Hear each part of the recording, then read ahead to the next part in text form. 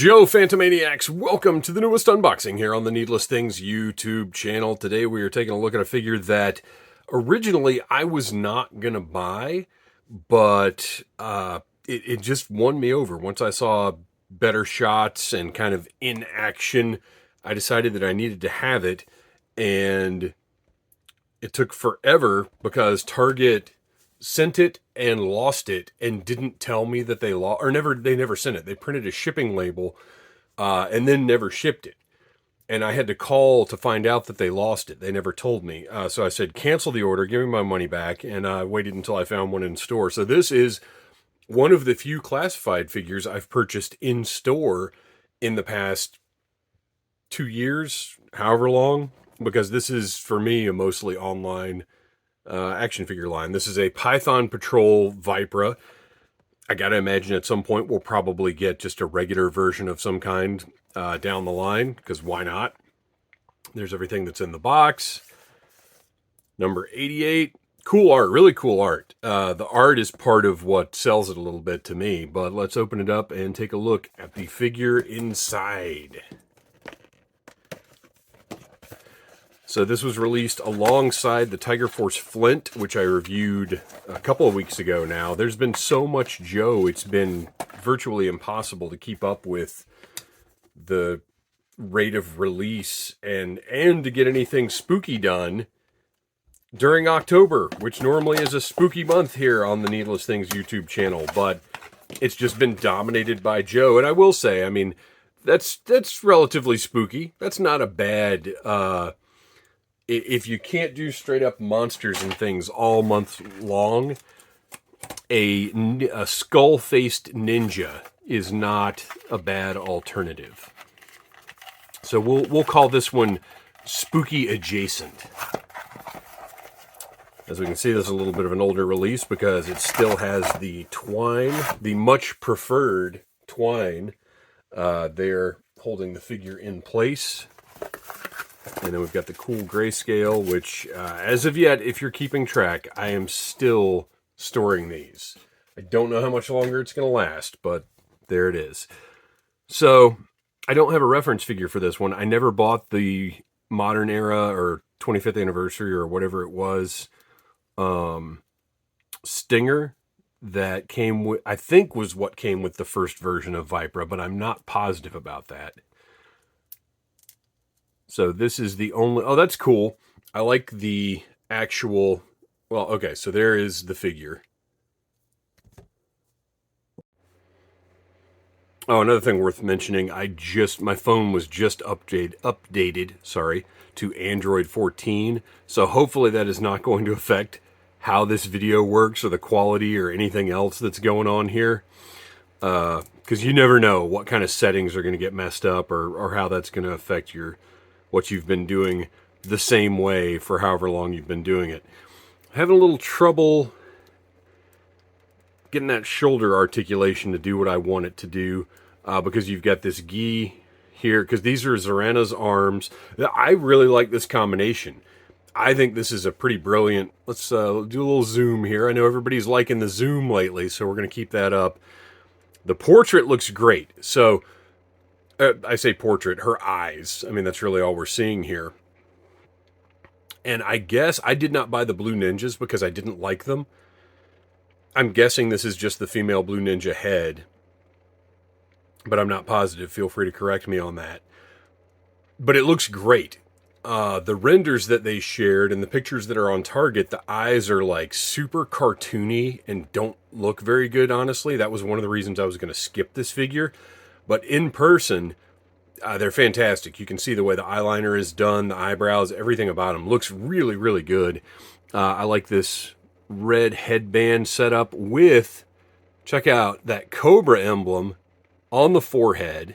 I'm really digging this figure now that I've got it in hand. And see, that's just what happens sometimes, is one that you may not be super excited about, like this one and Tiger Force Flint, to be honest.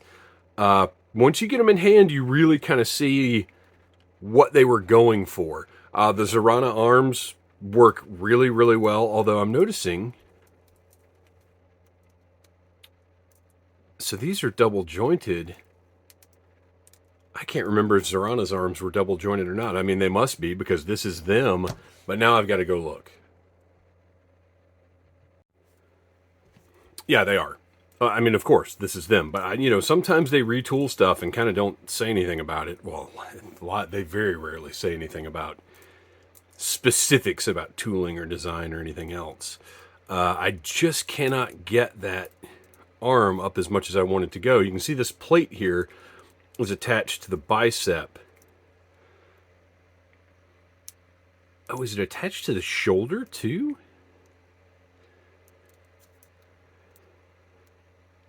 Huh. So that's weird. I would have thought... No, it's only attached to the shoulder. So does it go in? Very weird. So it looks like this is glued to the shoulder, but doesn't go all the way in to the joint. So this really is just limiting how high you can get those arms up. All right, well, that's how that is. The deco, I would have liked more of the cross hatching, but it looks cool. Like the way that they've distributed the yellow, the red, the black. Like it is a very cool, distinctive look. I like it. And the rest of this is a Kiko, which I thought was a really good figure. Obviously a character that nobody was super excited about because of the lack of backstory and relevance to the brand, but it was a good figure. And now I feel like they've put some different parts together and created something really cool. I like this. Oh, wow, look at that. The knees bend very nicely. The plastic feels pretty good. Ew, that doesn't look great. This is why I personally, and I understand everybody's different, and that's fine. I personally am not a big fan of double jointed knees and elbows because this is what you get. And that just looks, to me, that looks terrible. But it's an action figure, so it doesn't have to look exactly like a human looks. But I'm just not a fan, personally. I think there are ways to get pretty close to the human range of motion without creating these kind of aesthetic uglinesses. So yeah, everything works nicely. Everything looks good. Very well done. This to me is a perfect retailer exclusive because it's not something you have to have, but it is executed well. I really do like that Python Patrol logo on the shoulder. That's cool. All right, so let's stand her off to the side and take a look at the loadout as Vypra in locker 88.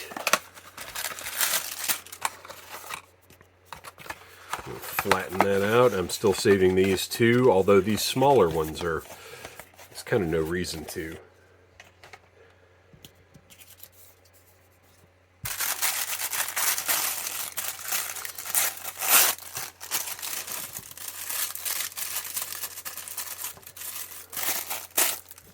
Oh, I like that.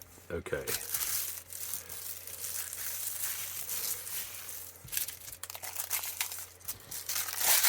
So this raises the question, are all G.I. Joe ninjas, or all classified ninjas, going to be part of the Arashikage clan? This is reused from Storm Shadow, which is fine, and it looks great. The gray is really cool. I like the gold fletching on the arrows and the gold on the whatever it is, the Arashikage symbol. I know there's a name for it, and it's escaping me now of what this kind of symbology is. So let's see how well it fits. Backpacks have definitely been a little... Oh, yeah, that goes in very nicely. I'm going to try and get it on the way I want it. There we go. Oh, yeah, that's great. Very good. Cool. I like it. You have a single arrow with a painted arrowhead. Nice touch. That is that, and that does store in the quiver. So that is awesome. We've got the compound bow, also from Storm Shadow. Looks, I mean, no paint on it, which is but it's red. It looks kind of cool. Neither of my Storm Shadows, it doesn't stay on very well on either one of them. But here, not bad. Not bad at all. I like that. Okay. We've got the same snake-handled swords, which in my opinion work much better for Vypra than they do for Storm Shadow. The sculpt is great. I like the painted blades. Look really good.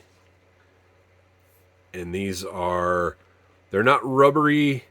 They're not quite as rigid as I would like, but they're not rubbery, and they do hold their shape. You can see these are both straight. So that right there is excellent. I'll slide right into that quiver, or into their scabbards under the quiver, I guess. Cool, looks cool with the loadout. The way that they did the colors on this, I really, really like. And then finally, the skull mask that is from Zartan.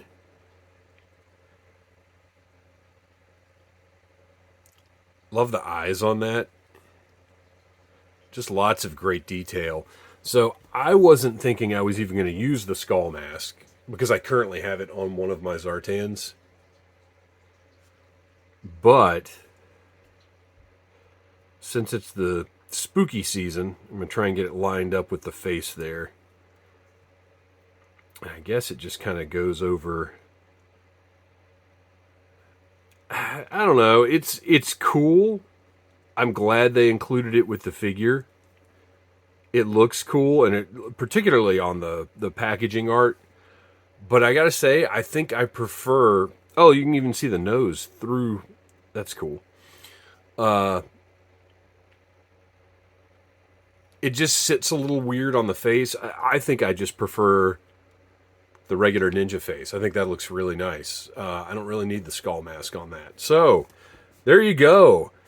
That is Python Patrol Vypra. I don't see me buying a regular version if they do it, because, as I've said, the coloring on this one is so interesting and cool to look at. I just don't think I would want one if it was just blue, which they've already done a female blue ninja. So I gotta wonder at that point, what does regular Vypra look like? And I suppose they could come up with something cool, like a camouflage color scheme, or I don't know. Their options. I'm a little disappointed in the shoulders, though. The limited range on those shoulders is not great. But other than that, cool looking figure. I like it. I'm glad I got it. Who knows if it'll ever drop to clearance, because I do think we're going to get to a point where the figures do not plummet in price the way they have been lately. Hasbro will correct the quantities they're producing, and I think there's going to be a time where we hit a couple of waves where people are missing out, because Hasbro has to correct. They can't just keep having these deep discount toy lines. So anyway, there you go. That is Vypra, Python Patrol Vypra. Looks cool. I dig it. Thanks for watching. Please like, subscribe, share, tell your friends about Needless Things. And until next time, Cobra. Smash that like button if you like Needless Things.